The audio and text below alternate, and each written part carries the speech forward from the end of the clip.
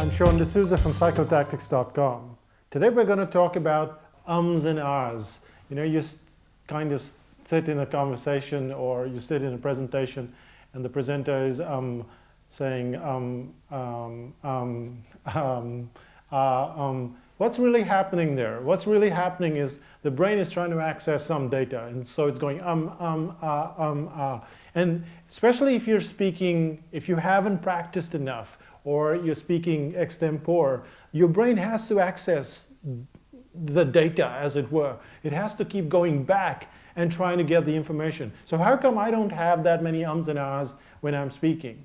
And the reason I don't have the ums and ahs, I figured this out by mistake, is when I'm trying to access the data, you'll notice there's a little gap. Like that, okay? There's a little gap. There was no or ah there was just a gap.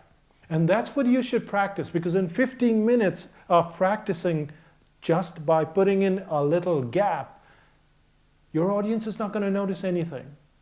But if you said, I'm trying to access that, and then the audience starts to pick on the ums, and it sounds terrible in audio and video. So the way is to, whenever you're thinking about something, just be quiet for those milliseconds, just like that.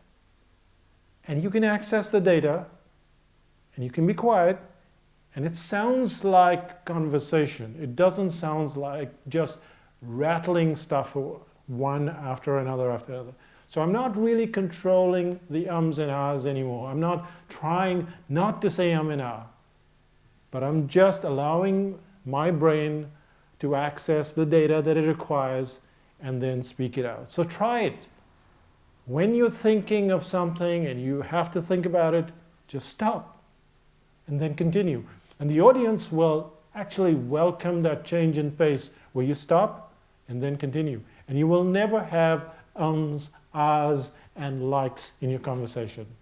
That's me, Sean D'Souza, saying try the ums and ahs, and you don't have to say ah ever again.